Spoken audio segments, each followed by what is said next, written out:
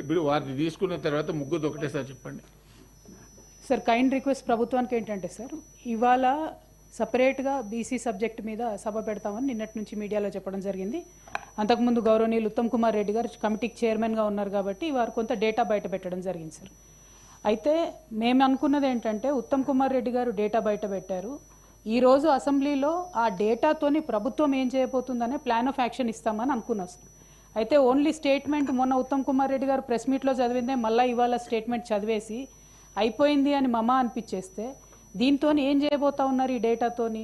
మీరు ఇదివరకు ఎలక్షన్లో ప్రతిపాదించినట్టుగా ఎలక్షన్లో వాగ్దానం చేసినట్టుగా బీసీలకు రిజర్వేషన్లు ఇచ్చి ఎన్నికలకు వెళ్తారా, లేకపోతే విద్యా ఉపాధి ఉద్యోగ అవకాశాల్లో ఈ రిజర్వేషన్లు అమలు చేస్తారా? ఇందులో వచ్చినటువంటి జనాభాలో సపరేట్గా ఓసీ బీసీ బీసీలో ఉండేటటువంటి ముస్లిమ్స్ని సపరేట్గా చేసి సంఖ్య తక్కువ చేసి చూపించడం జరుగుతుంది అధ్యక్ష. సో వీళ్ళు ప్లాన్ చేసేటప్పుడు ఏం చేస్తారని ఒక ప్లాన్ ఆఫ్ యాక్షన్ చెప్తారని చెప్పి అనుకున్నాం. రెండోది అధ్యక్ష, తమరు మాట్లాడుతూ అసలు ఇంతవరకు అథెంటిక్ డేటా లేనే లేదని అన్నారు. ఒకటి జనాభా లెక్కల డేటా ఉందండి. జనాభా లెక్కల డేటా 2011లో చేసిన దాని ప్రకారం తెలంగాణ జనాభా 3,50,00,000.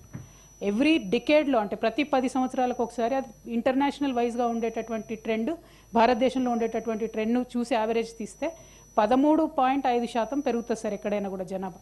ఆ లెక్కల్లో చూసుకుంటే ఈసారి 2024లో మన తెలంగాణ రాష్ట్ర జనాభా 4,18,00,000 ఉండాలి. అందులో పర్టికులర్గా అంతకుముందు ఉండేటటువంటి ఎస్సీ ఎస్టీ జనాభా కంపేర్ చేస్తే సార్ ఇప్పుడు వీళ్ళు రిపోర్ట్ చేసిన దాంట్లో ఎస్సీల జనాభా -1.75% అవుతుంది సార్. అట్లానే ఎస్టీల జనాభా తగ్గుదల, ప్రతి ఒక్కరి జనాభా తగ్గుతుంది సార్. కేవలం ఓసీల జనాభా మాత్రం 5% పెరిగినట్టుగా చూపించినారు సార్. సో అన్నీ కూడా అందరి కూడా జనాభా తగ్గి ఒకటే సెక్షన్ ఎట్లా పెరుగుతుంది అనేటటువంటి అనుమానం ప్రతి ఒక్కరికి ఉంది. ఇంకొకటి, ఈ ప్రభుత్వ హయాంలో సార్ ఏ పథకం చేసినా కూడా ఈ జనాభా లెక్కలకు సంబంధించి ఈ ఎన్యూమరేషన్ చేసినా కూడా చాలా మంది ఇంతవరకు మా ఇంటికే రాలేదు, మా ఇంటికే చేరలేదని చెప్తున్నటువంటి విషయాన్ని తమ దృష్టికి తీసుకొస్తా ఉన్నాను సార్. అందులో వారు చెప్పినారు కొన్ని హౌస్ హోల్డ్స్ వారు డేటా ఇవ్వలేదు అని చెప్పి. మరి అట్లా ఇవ్వనటువంటి వారి కోసం ప్లాన్ ఆఫ్ యాక్షన్ ఏంటి? మీరు మళ్ళీ వాళ్ళని రిజిస్టర్ చేసుకోమని అడుగుతారా? రిజిస్టర్ చేసే అవకాశం ఇస్తారా? ఇవ్వనటువంటి వాళ్ళ మీద విండిక్టివ్గా కాకుండా ఎట్లా ఇంక్లూజివ్గా ఉండాలనేటటువంటి అంశం చెప్పాలని నేను కోరుతా ఉన్నాను సార్. ఓకే, డిప్యూటీ సీఎం గారు ప్లీజ్ మీ క్లారిఫికేషన్స్ జవాబు చెప్పండి.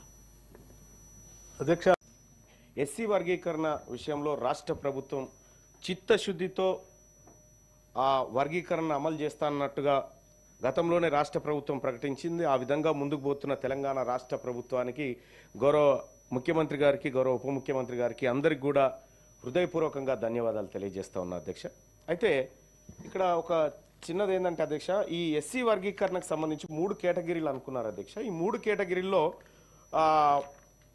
ఈ డేటా తీసుకున్నారు. అంటే ఒక కేటగిరీలో ఎంతమంది జనాభా ఉంటారు, కేటగిరీ 2లో ఎంతమంది ఉంటారు, కేటగిరీ 3లో ఎంతమంది ఉంటారు అనేది క్లియర్గా డేటా తీసుకున్నారు. అయితే ఈ తీసుకున్నటువంటి డేటా 2011 జనాభా లెక్కల ఆధారంగా తీసుకున్నటువంటి డేటా అధ్యక్ష. సో ఇది ఈ అంశాన్ని ఇట్లా పెడదాం అధ్యక్ష. ఇంకొకటి, మన దగ్గర భారతదేశంలోనే అత్యంత ప్రతిష్టాత్మకంగా ఏ రాష్ట్రం చేయనటువంటి ఒక అద్భుతమైనటువంటి అథెంటిక్ సర్వే నిన్న మొన్న జరిగింది అని చెప్పి మనం అనుకుంటున్నాం అధ్యక్ష. మరి ఈ సర్వేలో ఎస్సీలకు సంబంధించినటువంటి డేటా లెక్కలు ఎక్కువ ఉన్నాయి అధ్యక్ష. మరి ఈ ఆధారంగా ఎందుకు తీసుకుంటలేమో ఒకసారి నాకు అర్థం కాలేదు అధ్యక్ష. అంటే మనం చేసినటువంటి లెక్కల ఆధారంగా, అంటే మన సర్వే మీద మనకేమైనా డౌట్ ఉందా, లేకపోతే ఇదే కరెక్ట్ అనుకుంటారా అనేది కొద్దిగా కన్ఫ్యూజన్ ఉంది అధ్యక్ష. మన దగ్గర ఉన్నటువంటి లెక్కల ప్రకారం తీసుకొని ఎస్సీ వర్గీకరణకు సంబంధించినటువంటిది ఇస్తే అప్పుడు బీసీ కులగణనకు సంబంధించింది కూడా కొంత మేము నమ్మాల్సి ఉంటుంది. ఇది ఎస్సీలకు మాత్రం 2011 లెక్కలు, బీసీలకు మాత్రం నిన్న చేసిన సర్వే కులగణన అంటే మాత్రం కొంత డౌట్ఫుల్గా ఉండేటువంటి అవకాశం ఉంది అధ్యక్ష.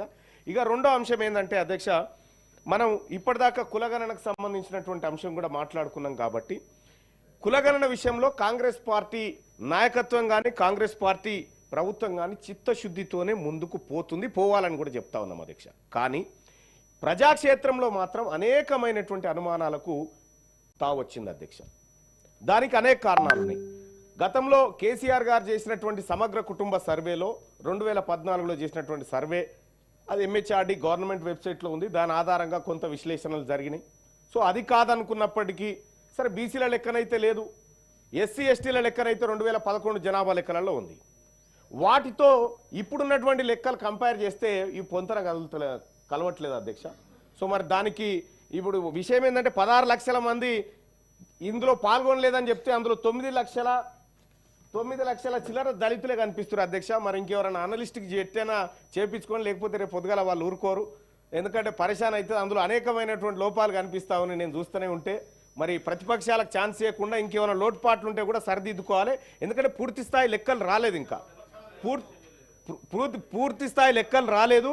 అయితే కులాల వారీగా కూడా ఇక్కడ ఎస్సీలకు సంబంధించినటువంటి కుల వర్గీకరణలో ఇక్కడ ఒక చిన్న రెల్లి అనేటువంటి వాళ్ళు 3025 మంది ఉన్నారని, పాకి అని, మోటి అని, తోటి అని 947 మంది ఉన్నారు, అనాముకు 17 మంది ఉన్నారు ఈ రాష్ట్ర జనాభాలోని. ఎట్లయితే కులాల వారీగా లెక్కలు ఉన్నాయో, బీసీలకు సంబంధించినటువంటి కూడా కులాల వారీగా లెక్కలను ఈ సభ ముందు ప్రజల ముందు పెడితే అప్పుడు ఒక మనం చేసినటువంటి కార్యక్రమానికి ప్రజామోదం దొరుకుతుంది.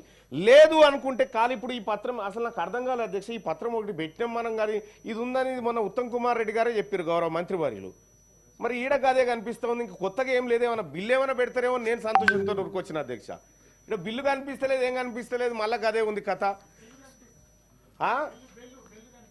బెల్లు అంటలేదు. మా అధ్యక్షుల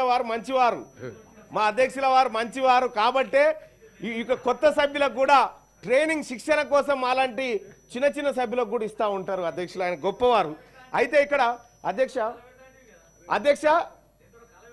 అదే మీది అథెంటిక్ కాదంటారు కదా, అది కేసీఆర్ గారి దగ్గర ఉన్నది, అది తీసుకొని రారి, అదేందో చూసిన తర్వాత చేద్దాం. 2014లో కేసీఆర్ గారు చేసినటువంటి సమగ్ర కుటుంబ సర్వే ఏదైతే ఉందో అది అథెంటిక్ కాదని చెప్పి ఇప్పుడు ఆ నాయకులు చెప్తున్నటువంటి మాటని వాళ్ళు ఎక్కడ సభలో ప్రవేశపెట్టలే, ఎక్కడ పెట్టలే. పైపెచ్చు 33% రిజర్వేషన్, బీసీలకు దక్కిన రిజర్వేషన్ 23% పట్టుకొచ్చి ఇవాళ తెలంగాణ రాష్ట్రంలో బీసీ జెడ్పీటీసీలు, ఎస్టీ జెడ్పీటీసీల కంటే చాలా తక్కువ కిందికి తీసుకొచ్చినటువంటి మహనీయుల గురించి ఇప్పుడు నేనేం మాట్లాడాలి సార్? అందుకోసమే మాట్లాడాలనుకుంటే అధ్యక్ష, రేపు ఈ చేసినటువంటి సర్వే, ఈ చేసిన మనసులో ఉన్నదే మాట్లాడుతున్నాం. ఎల్ఓపి గారు దయచేసి, ఆయన మనసులో ఉన్నది మీ మనసులో ఉంది, నేను మాట్లాడాలంటే ఎట్లా సార్? ఇప్పుడు నేను ఏమంటున్నాను సార్, కనీసం తెలంగాణ రాష్ట్రంలో అధ్యక్ష సమగ్ర కుటుంబ సర్వే చేసినటువంటి వాళ్ళు తెలంగాణ రాష్ట్రంలో పందులు ఎన్నున్నాయో చెప్పారు కానీ బీసీలు ఎంతమంది ఉన్నారో చెప్పలేదు అధ్యక్ష. ఇప్పటి వరకు పందులు ఎన్నున్నాయో చెప్పారు కానీ ఈ రాష్ట్రంలో కుక్కలు ఎన్నున్నాయి, నక్కలు ఎన్నున్నాయో లెక్కలు చెప్పినటువంటి వాళ్ళు ఇవాళ కాంగ్రెస్ పార్టీ ప్రభుత్వం బీసీల లెక్కలను తీసుకొచ్చి మా ముంగడ పెడతా ఉంటే పాపం ఆపోజిషన్ లో ఉన్నటువంటి నాయకులు తీన్మార్ మల్లన్న గారు కూడా ఎస్ నా ప్రభుత్వాన్ని నేను స్వేచ్ఛగా అడుగుతా ఉన్నా 2011 లెక్కలు ఎస్సీ వర్గీకరణ కోసం, తాజాగా బీసీల కోసం ఈ లెక్కలు ఎందుకు తీసుకుంటున్నారని నా ప్రభుత్వాన్ని నేను అడుగుతా ఉన్నా. నా ప్రభుత్వానికే మనం చేసిన సర్వే మీద నమ్మకం ఉందా లేదా అనేటువంటి విషయాన్ని స్పష్టంగా అడుగుతా ఉన్నా. సరే, ఇక్కడ మనం గమనించాల్సినటువంటి అంశాన్ని ఒకసారి చూస్తే అధ్యక్ష, ఇవాళ బీసీలకు సంబంధించి కేవలం సర్వే చేసినాం, మా దగ్గర లెక్క ఉంది, ఆ లెక్క ఆధారంగా మేము చేసుకుంటూ పోతామంటే కుదరదు అధ్యక్ష. ఈ బీసీలో ఉన్నటువంటి దాదాపు 135 కులాల వారీగా లెక్క, గ్రామాల వారీగా లెక్క, వార్డుల వారీగా లెక్క మా ముందు ఉంచాల్సినటువంటి అవసరం ఉంది అధ్యక్ష. మనం కూడా ప్రభుత్వం కూడా ఏదైతే 3.1% ఏదో మిస్ అయింది, ఆ మిస్ అయింది కంప్లీట్ చేస్తేనే ఇది స్పష్టమైన దేశానికి ఆదర్శవంతమైన సర్వే అవుతుంది. అది వదిలిపెట్టమంటే అది స్పష్టత లేదు, అది ఏమీ లేకుండా పోతుంది. కాబట్టి ఆ మిగతా వాటి కోసం కూడా రాష్ట్ర ప్రభుత్వం చర్యలు తీసుకోవాలి. సో నేను కూడా రిక్వెస్ట్ చేస్తా ఉన్నా, మీ నాయకుడిని సభకు పట్టుకురాకపోయినా పర్వాలేదు, సర్వేలో నన్ను పాల్గొనవలసిందిగా మీ నాయకుని మీరు చెప్పాల్సిందిగా మేము కోరుతా ఉన్నాం. సార్ అధ్యక్ష, ఫైనల్ గా ఒక మాట అధ్యక్ష కంక్లూడ్ చేస్తా. బీసీలకు సంబంధించినటువంటి అధ్యక్ష, ఈ బీసీలకు వెనకబడిన తరగతులు మేము క్యాస్ట్ కాదు అధ్యక్ష, క్లాస్. మేము బిగ్ క్లాస్, బీసీలం అంటే బిగ్ క్లాస్ అధ్యక్ష. నేను ఎందుకు చెప్తానంటే పెద్ద సంఖ్యలో ఉండేటువంటి మాకు ఒక పథకాన్ని అమలు చేయాలన్నా, లేకపోతే మాకు ఒక ఫలాన్ని అందించాలన్నా కనీసం లెక్కాపత్రం లేదు అధ్యక్ష. ఇప్పుడు ఇచ్చేటువంటి లెక్కాపత్రం ప్రామాణికంగా ఉండాలి.